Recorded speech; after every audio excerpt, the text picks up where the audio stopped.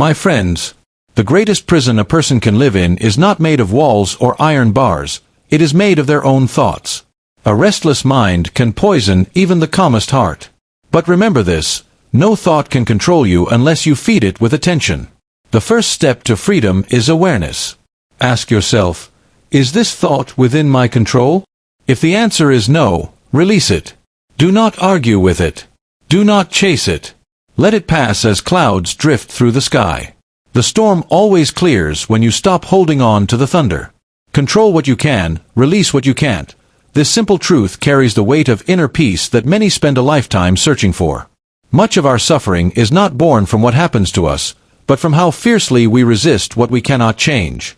We tighten our grip on the uncontrollable, hoping our willpower can bend the world to our desires, and in doing so, we exhaust ourselves. The mind becomes a battlefield where acceptance and resistance clash endlessly. But peace begins the moment we recognize the limits of our control and stop fighting battles that were never ours to win. When something outside your reach disturbs you, another person's opinion, the weather, an unexpected event, remind yourself that your power lies not in reshaping these things, but in reshaping your response to them. The world is not obligated to move according to your wishes, and yet, you always possess the ability to decide how you will meet what the world brings. The wise do not curse the wind, they adjust their sails. Control is not about domination, it is about direction. It is not about bending reality to your will, but about aligning your will with reality. Every day, life presents 1,000 small tests. Someone disrespects you, plans fall apart, opportunities slip away. In those moments, the untrained mind reacts with anger, frustration, or despair. But these reactions only deepen the wound. To clear your mind from such turmoil, you must practice the art of letting go. Not with apathy, but with understanding. Understanding that the universe owes you nothing, that things unfold as they must, and that peace does not depend on outcomes but on perspective. The tighter you hold on to what you cannot control, the more power you give it over you. Freedom comes not from control, but from clarity, from knowing what is within your reach and what is not. Focus your energy on your choices, your words, your actions, and your character. These belong entirely to you. The opinions of others, the behavior of strangers, the passage of time, these belong to no one. Trying to govern them is like trying to command the sea with your voice. Yet when you direct your attention inward, when you tend to your own thoughts and discipline your reactions, you discover a quiet strength that no external force can shake. You stop wasting energy on resistance and start investing it in growth. The paradox of control is that the less you demand from the world, the more peace you find within it. You learn to move gracefully with the rhythm of life instead of stumbling against it. You act where you can, accept where you must, and release what was never meant to be held. And in that surrender, there is no weakness, only wisdom, serenity, and a mind finally free from needless struggle. Guard the gates of your mind, for whatever enters it begins to shape the world you see. Every thought, image, and word that passes through your awareness plants a seed, and over time, those seeds grow into the beliefs and emotions that guide your life. The mind is not an empty vessel, it is fertile soil. What you allow to take root will either nourish your peace or feed your despair. Just as you would not leave the door of your home open to thieves or wild animals, you must not leave your mental gates unguarded to the noise and poison of the world. Every day, countless influences knock on the door of your attention. The media you consume, the people you surround yourself with, the conversations you engage in, even the thoughts you replay in silence, all of them have power. Some lift you toward clarity and strength, while others drag you toward confusion and doubt. The mind, when left unprotected, absorbs everything it touches. It does not question the truth of what it takes in, it simply reflects it back in the form of feelings and reactions. That is why awareness is your first defense. You must observe what you feed your mind with the same care you give to the food you eat. Junk thoughts create a diseased spirit just as junk food weakens the body. There is a quiet discipline in choosing what deserves your focus. Not every opinion requires your attention, not every argument demands your voice, not every story deserves to be believed. The modern world is loud and relentless, constantly trying to sell fear, envy, and distraction. But you are not obligated to accept these gifts. You have the right to close the door. You have the power to decide what enters your inner world. Peace begins when you realize that attention is a form of currency, and what you spend it on, you become. Guarding your mind does not mean isolating yourself from life.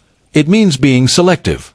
It means recognizing that your thoughts shape your perception, and your perception shapes your reality. When you allow anger, comparison, and negativity to dominate your thinking, the world begins to look hostile and heavy. But when you cultivate gratitude, patience, and understanding, the same world appears gentler and more meaningful. The difference is not in what you see, but in how you see it. Training the mind is like training a muscle. Strength comes through repetition. Each time you reject a toxic thought, you build resilience. Each time you focus on something constructive, you reclaim your mental territory. Eventually, the gates of your mind stand firm. The noise outside no longer disturbs your peace within. You become the guardian of your own reality, aware that your greatest freedom lies in your ability to choose what you think and what you let go. Detach from emotion, return to reason, a lesson both simple and profound, yet one of the hardest to live by. Human beings are ruled not by events themselves, but by the feelings they attach to those events. Emotion rises like a tide, sudden and forceful, clouding judgment and distorting truth. When anger, fear, or sorrow take hold, reason often retreats into silence. But wisdom begins when we learn not to drown in what we feel, but to rise through what we understand. The goal is not to suppress emotion, for it is part of being human, but to master it, to hold it in our hands without letting it hold us. Every feeling that passes through you is temporary, no matter how strong. Yet when you mistake emotion for truth, you begin to build your thoughts and actions on unstable ground. The storm of feeling convinces you that it will never end, that what you feel now is absolute and eternal. But once the storm passes, you often see how exaggerated your reactions were. It is not wrong to feel deeply, it is only dangerous to let emotion decide for you. Between the moment you feel and the moment you act, there lies a small but powerful space, the space where reason lives. In that space, you have the freedom to pause, to breathe, to understand. Detachment is not coldness or indifference. It is clarity.